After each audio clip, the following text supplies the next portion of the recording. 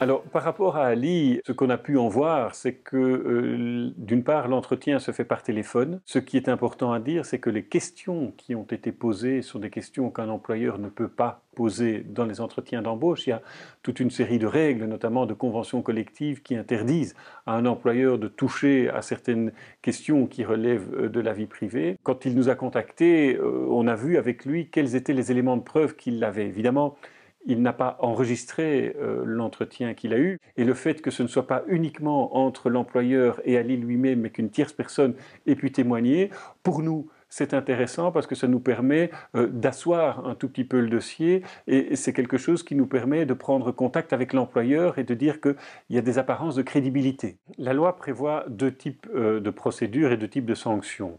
Il y a d'abord des procédures pénales avec des sanctions pénales, et là, nous avons récemment un dossier de quelqu'un qui avait discriminé un travailleur en raison de la couleur de sa peau. L'histoire est la suivante. C'est quelqu'un qui travaillait comme boucher dans une grande entreprise, enfin dans une grande surface, et son contrat n'a pas été renouvelé. C'était un contrat d'intérim, n'a pas été renouvelé parce que, disait-il, les clients ne voulaient pas être servis par un noir à la boucherie. Et donc, on a pu obtenir la preuve de cette discrimination parce que la société d'intérim qui avait reçu cette justification a accepté de témoigner et de dire oui, c'est la raison pour laquelle le contrat n'a pas été prolongé. Et j'ai ici la décision de la condamnation. Le gérant de la société a été condamné à une peine d'emprisonnement de 2 mois avec sursis et d'une amende de 1 200 €. Et la société, donc la grande surface, elle-même a été condamnée à une amende de 3 000 €. Tout ça pour vous dire que des sanctions sont prévues en matière pénale. Maintenant, quand on parle de discrimination, on est plus dans des procédures civiles. L'avantage, c'est que la loi prévoit des dommages et intérêts forfaitaires en matière d'emploi. Et donc, si la discrimination est établie, le montant des dommages et intérêts forfaitaires s'élève à 6 mois de salaire brut. Ça veut dire qu'on a des décisions ou des solutions extrajudiciaires où l'entreprise accepte de payer des dommages et intérêts avec des personnes qui touchent 8, 10, 15 000 et même plus de 20 000 € d'indemnité en cas de discrimination, que ce soit sur base du handicap, par exemple, sur base de l'âge ou sur base de l'origine. Et donc ça, c'est des sanctions qui sont prévues en matière d'emploi. En dehors de l'emploi, les sanctions forfaitaires sont malheureusement moins élevées. Par exemple, en matière de logement, c'est entre 650 et 1 300 € qui sont prévus. C'est la même chose s'il y a des discriminations dans l'ORECA, hein, des refus de services ou refus d'accès à des discothèques, à des cafés, des restaurants ou des choses de cet ordre-là. Je pense que les sanctions sont plus importantes et dissuasives en matière d'emploi qu'en dehors de l'emploi. On est compétent pour 17 critères protégés qui sont prévus dans la loi. Il y en a 19. Il y en a 2 pour lesquels on n'est pas compétent. Le premier, c'est les discriminations sur base du genre, entre hommes et femmes, parce qu'il existe une organisation sœur qui est l'Institut pour l'égalité entre les femmes et les hommes. Et nous ne sommes pas non plus compétents pour les discriminations sur base de la langue. Et là, il n'y a aucune organisation, aucune institution qui est compétente. Et ça, c'est parce qu'en Belgique, derrière la langue, c'est tout le conflit communautaire entre francophones et néerlandophones, et que le Parlement, quand il a adopté les lois antidiscrimination, n'a pas voulu nous donner ces compétences. On aimerait bien pouvoir les traiter, mais on ne les a pas. Mais à côté de ça, on est compétent, je vous dis, pour 17 critères. Les principaux, c'est ce qu'on appelle les discriminations raciales ou ethniques. Hein. C'est dans la loi contre le racisme, il y a 5 critères: la couleur de la peau, l'origine nationale, la nationalité, l'ascendance, etc. On est également compétent pour les discriminations sur base du handicap, sur base de l'âge, sur base de l'orientation sexuelle, sur base de l'état de santé, sur base des convictions religieuses et philosophiques. Ça, ce sont les principaux. Et là, deuxième question que l'on pose, c'est de savoir si qu'attendent les personnes, ce qu'elles veulent, avec quoi est-ce qu'elles seront satisfaites? Est-ce que c'est obtenir un dédommagement? Est-ce que c'est simplement reconnaître la discrimination? Il est évident que plus on a de preuves et d'éléments de preuve, plus c'est facile, je dirais, d'interpeller les personnes mises en cause. Si on n'a pas grand-chose, on doit être évidemment prudent parce qu'on ne peut pas porter des accusations sans preuve. Notre mission est de lutter contre les discriminations et de promouvoir l'égalité des chances, notamment en traitant des signalements et des dossiers individuels de citoyens qui sont victimes de discrimination, de discours de haine ou de délits de haine.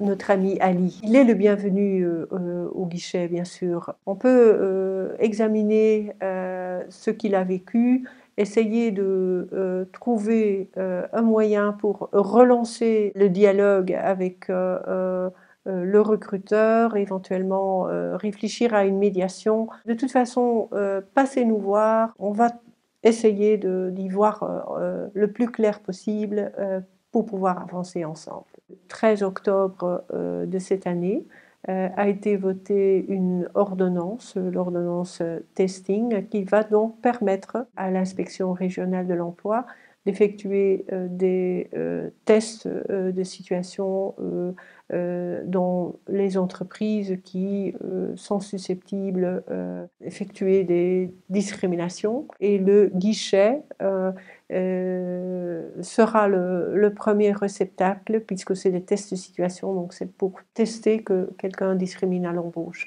Donc on va recevoir des personnes qui vont donc nous parler de situations dont on va juger que ça va donner lieu à un dossier qu'on va transférer à l'inspection régionale de l'emploi. Service diversité d'actrices est également appelé à réfléchir sur un autre instrument, mais plus de sensibilisation, qu'est le plan de diversité. Donc les entreprises peuvent réaliser un plan de diversité en interne, ils reçoivent une subvention pour ça.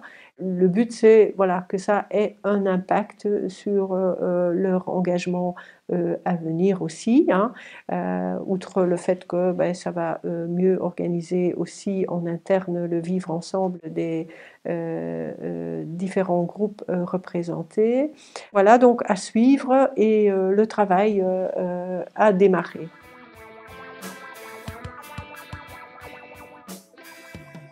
Ali, donc ce qu'il a vécu, d'abord, il ne doit certainement pas le prendre pour lui-même. C'est pas lui le problème. Ça, c'est vraiment très très important. C'est pas Ali le problème.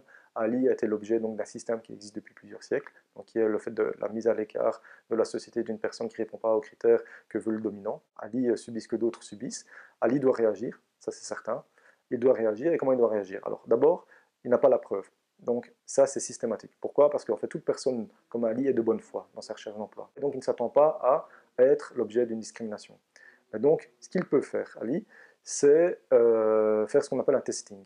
Le testing permet de faire quoi? De vérifier si un employeur a un comportement différent avec toi et avec une personne qui, à toute chose étant égale par ailleurs, c'est-à-dire qu'il a le même profil professionnel, il a la même composition familiale, le même parcours professionnel, le même diplôme, enfin c'est vraiment exactement la même offre que Ali, à l'exception de quoi? Du critère discriminatoire dont Ali est porteur. Ce sont des critères qui sont effectivement des critères donc sur lesquels on a eu un discours racialiste, donc on en a fait des races, d'accord, et qui sont donc des critères qui entraînent des discriminations. Et donc ce qu'il faut faire maintenant, c'est que Ali fasse exactement un deuxième CV, exactement le même au sien, sauf que plutôt qu'un CV avec Ali musulman noir, on va mettre Vincent non musulman blanc. Voilà. Et donc, il envoie le CV assez vite. Il peut envoyer un mail en disant voilà, suite à notre agréable conversation téléphonique que nous avons eue ce jour, je vous fais suivre mon curriculum vitae avec ma lettre de candidature, donc candidature normale. Donc là, il y a une trace écrite par mail. Et 3-4 heures après, d'une autre adresse mail qu'il peut faire lui-même, donc il fait une fausse adresse mail avec un faux profil, il envoie exactement le même CV, la même lettre de candidature, donc avec exactement les mêmes conditions que j'ai citées, à l'exception donc du critère discriminable. Donc plutôt que de mettre Ali, donc, où on voit par exemple que c'est quelqu'un de couleur de peau noire, qu'on met Vincent de couleur de peau blanche. Après, ce que ça permet de faire, c'est de vérifier l'éventuelle différence de réaction de l'employeur. Est-ce que l'employeur lui dit non, il n'y a plus de place pour Ali, et va dire à Vincent Leblanc, on aimerait bien vous rencontrer, ou alors, enfin voilà, dès qu'il y a une multitude de réactions qui peuvent être différentes, on a déjà un début de ce qu'on appelle un début de preuve. Et donc, ce qui est intéressant dans le cadre juridique, c'est que dès lors qu'on a un début de preuve, il y a ce qu'on appelle le renversement de la charge de la preuve. Ça veut dire que c'est alors à l'employeur qui aurait éventuellement discriminé de démontrer que non, même si son comportement a été différent entre Ali et Vincent, pour autant, il peut expliquer que non, il n'y a pas eu de discrimination, et donc, mais il devra le justifier. Sous peine de quoi voilà, on pourra soupçonner effectivement une vraie discrimination à l'emploi. Si Ali va en justice, les possibilités qu'il soit reconnu dans son droit sont très faibles, et si ça devait arriver, c'est très long. Et donc, Ali, c'est pas par son action de justice qu'il sera à même de trouver un emploi. L'action de justice ne lui donne pas un emploi. Ce que veut Ali, finalement, c'est trouver un emploi pour ce qu'il est, pas parce qu'on aura pitié de lui ou parce que la justice l'aura reconnu dans son droit. Je reviens donc sur la nécessité pour Ali et pour toute personne racisée de s'investir dans la lutte antiraciste. L'égalité de droit ne va pas tomber du ciel, l'égalité de droit ne viendra pas. Pourquoi? Parce que c'est parti sur un système, c'est entretenu, c'est reproduit, c'est tout un système qui contribue aux inégalités, et donc c'est seulement par une mobilisation massive, active et consciente et radicale de ces inégalités que Ali et que toutes les autres personnes qui sont l'objet de discrimination pourront changer la situation. Et ce n'est pas, encore une fois, une accumulation de dossiers individuels portés en justice qui pourra changer structurellement la société.